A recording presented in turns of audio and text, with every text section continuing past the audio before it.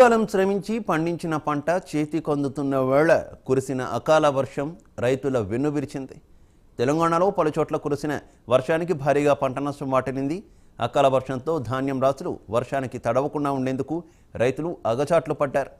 ములుగు జిల్లా ఏటూరు నాగారం డివిజన్ వ్యాప్తంగా ఉరుములు మెరుపులతో కూడిన అకాల వర్షానికి కొనుగోలు కేంద్రాలలో ఉన్న ధాన్యం రాసులు తడిసి ముద్దవడంతో అన్నదాతలు ఆందోళన చెందుతున్నారు. త్వరగా కొనుగోలు చేస్తే ఈ నష్టం రాకుండా ఉండేదని రైతులు అంటున్నారు. ఎప్పటికైనా తడిసిన ధాన్యానికి మద్దతు ధరకు కొనుగోలు చేసి అన్నదాతను ప్రభుత్వం ఆదుకోవాలని రైతులు వేడుకుంటున్నారు.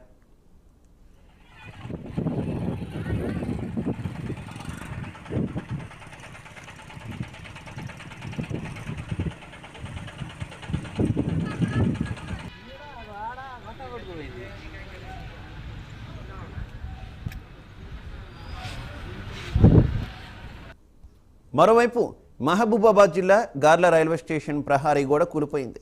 వర్షం పడకుండా వేగంగా వీచిన గాలులకు ఒక్కసారిగా ప్రహారీ గోడ కుప్పకూలింది.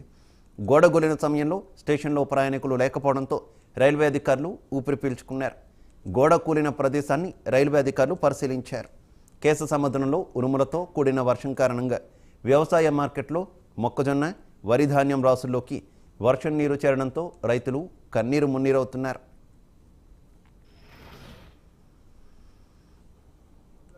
ఇక్కడ ఉన్నాం మేము, ఎందుకంటే మాకు మొక్కలు బాగా తేమ ఉందని మేము ఇక్కడ ఉన్నాం.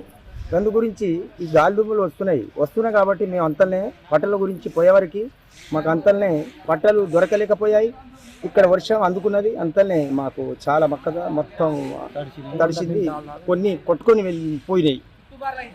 ఇట్లా మీ కొత్త ప్రభుత్వానికి మేము ధన్యవాదాలు చేస్తున్నాం. మీకు అందరికీ మీరు ఏం చేస్తారో ఏందో మాకు కూడా సహకారం